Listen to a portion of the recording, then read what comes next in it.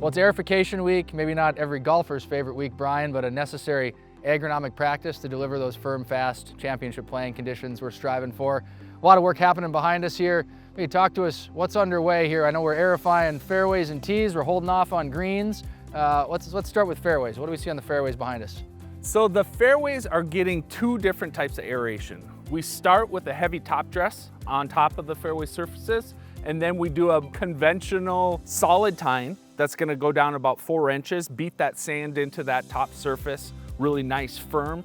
But then we also wanna pull water even deeper than 4 inches. And so that's where we use our deep tine aerator to actually poke holes up to 8 inches deep, again, releasing that water further, deeper into that soil structure. Excellent. If we come up here, we're standing on 10T. There's been some work done here. What are we doing on tees that's a little bit different than fairways? Yeah, so we've identified the tees are actually the one area of the golf course that is producing the most amount of organic matter. So we needed to be more aggressive on these tee surfaces to keep them nice and firm, tight lies like what we've been able to experience this past season. So on the tees specifically, we actually pulled cores up to get that organic material out, collected all those cores.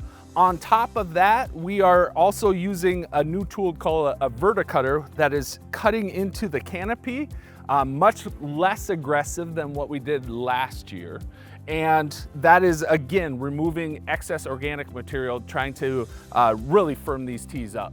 It's all finished off with, it's actually like an asphalt roller that we'll put over the top, smooth everything out nice and level.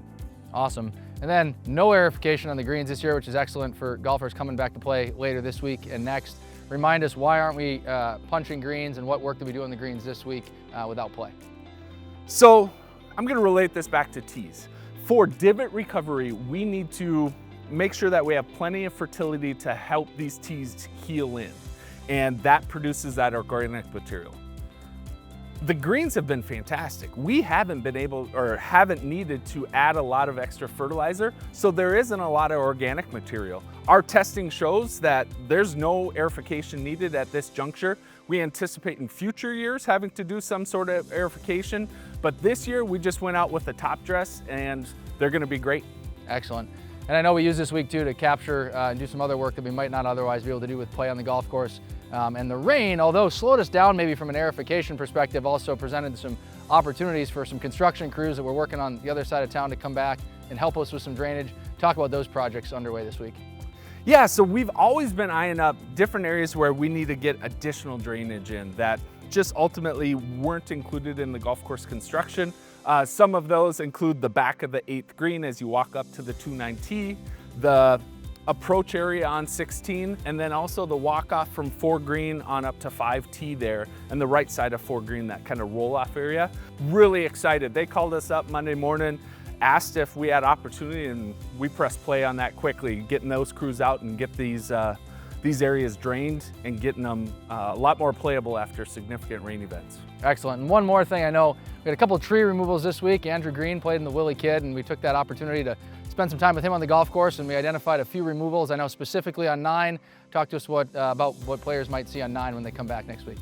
So I would anticipate everyone's familiar with the area we're struggling with on 9 fairway, where the annual bluegrass has taken a hold.